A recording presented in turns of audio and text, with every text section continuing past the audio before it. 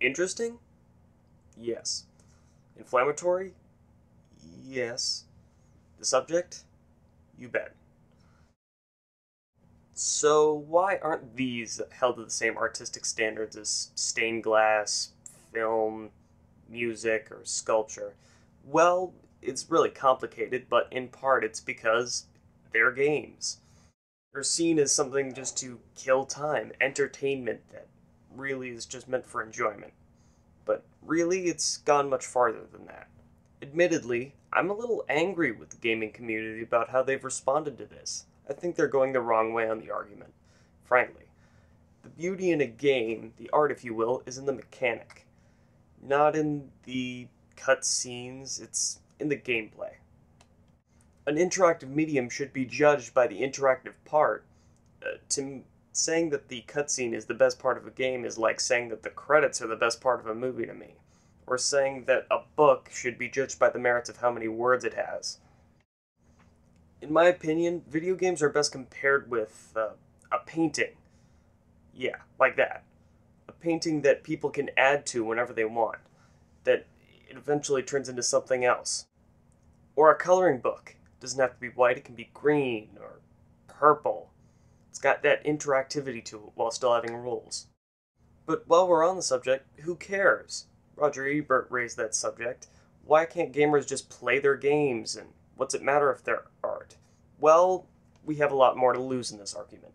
See, the US Supreme Court picked up a case from California. It was a random case that judged whether video games should be legally considered art. Now, assuming the gamers lost this argument and the Supreme Court deemed that video games wouldn't be art, then they would be under strict legislation. Games not art equals games not protected by free speech laws, which ends up with strict legislation. Strict legislation equals less games with mature content being made, the death of video games as an artistic medium at all. That's a pretty slippery slope for gamers, and definitely a hard landing. And there's so much potential in this as an artistic medium, and from our perspective, this is in fact an art. And after all, art is subjective. Terry Hancock, commenting on these 5 paintings, said this: aesthetic works can only be valued subjectively. Is the Mona Lisa a great work of Renaissance art, or just a lady with no eyebrows? Are science fiction pulp illustrations cheap genre sketches, or classic works of imagination? Is Edvard Munch's The Scream a classic expressionist work, or just a really bad painting of a disturbed person? Gervaison's art, Electronic Head, do you think what a great commentary it is on modern society's inundation with technology, or just some people have way too much time on their hands? Is the colorized photograph in the lower right just a photo of some pipes and a fire escape, or is it a lyrical architectural impression? Beauty is in the eye of the beholder. My personal definition of art is something that provokes emotional attachment, and that rings true on many different levels.